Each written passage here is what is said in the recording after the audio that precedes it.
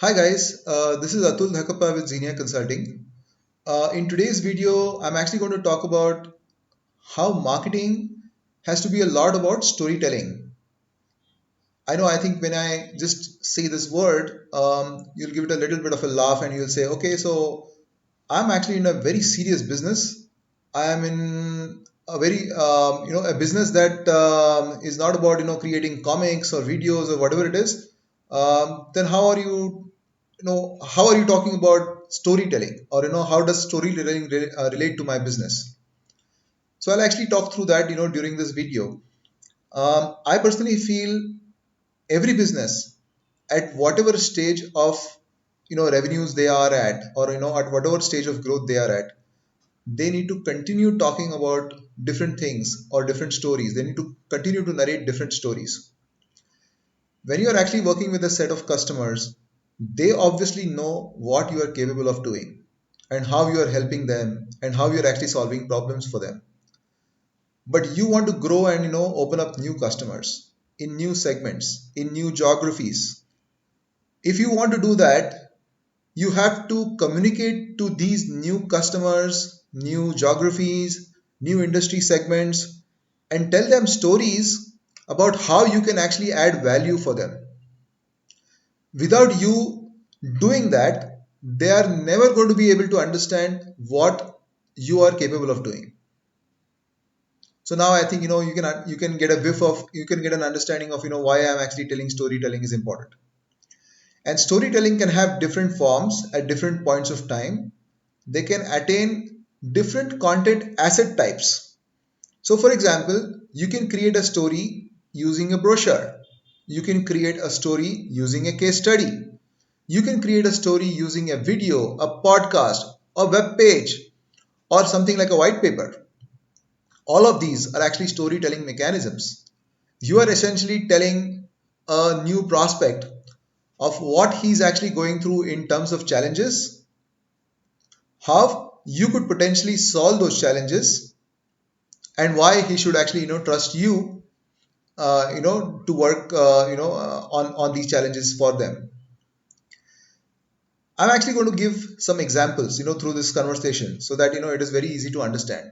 And while you're actually telling these stories, and I've had numerous conversations with a lot of entrepreneurs, CEOs, their immediate reaction is, hey, you know what? I already got a lot of stories. I've got a brochure.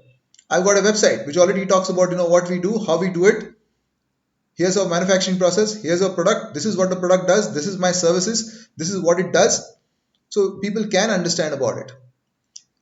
I personally feel that is more of an inside out approach. It is like my products does this. My company can do this. I have these capabilities. I have an ISO 9001 certification. My production facilities are certified at XXX and so on. I personally feel a lot of businesses today need to move to an outside in approach. What is an outside in approach? An outside in approach means you have to talk about what are the pains that the industry is going through right now, and then relate to those pains and see how your solution can make a difference for the customer in the current scenario. So I'm going to give two examples of how we've actually modified some of our stories in the COVID-19 scenario for some of the clients that we've actually been working with. So one of the clients that we work with is actually a payroll service provider. So it's a cross industry, cross domain service provider. But we are trying to relate to what are the pains that HR is going through right now, because HR is the decision maker. HR is the owner of the decision to engage with a payroll company. And related to that, we are building lots of stories of how HR can get more time to do performance management. HR can get more time to manage emergencies in the case of a COVID scenario. HR can actually focus on more of employee engagement. Now, when I create all of these stories, eventually it still links back to the main service line, which is actually payroll processing, managing compliances, managing leave and attendance, and all of that. But when I actually turn the stories around, the HR folks that I'm actually engaging with on a regular basis, listen to me much more, they're much more interested in understanding what is it that I am actually talking about, because that is something that is on their aspirational list. Similarly, we're also working with a company which is into producing engineering animations, very, very high-end engineering animations. Today, with the world grinding to a halt because of COVID-19, virtual sales meetings are the need of the hour.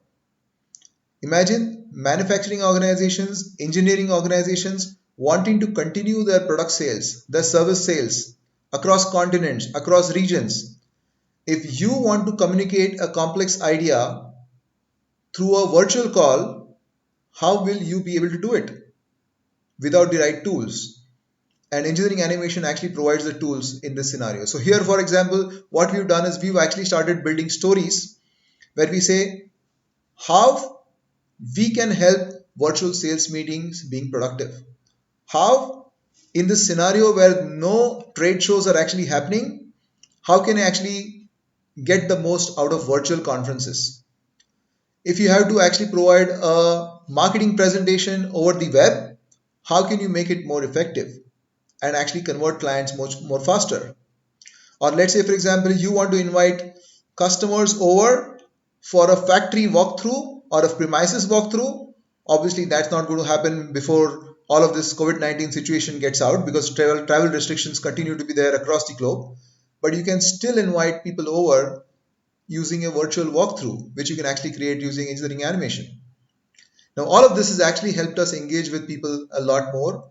And today, I think all of the new audiences that we are engaging with, can relate to all of these stories, much more better. And they are much more happier to, start engaging with our clients.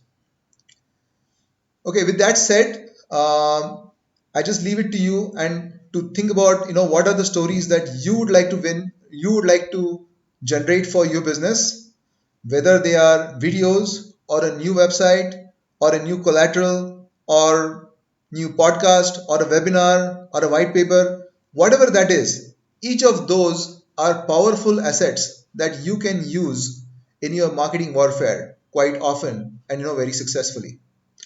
Do think about it, and do keep watching more of these videos. Thanks a lot, and see you again next time. Thank you. Bye.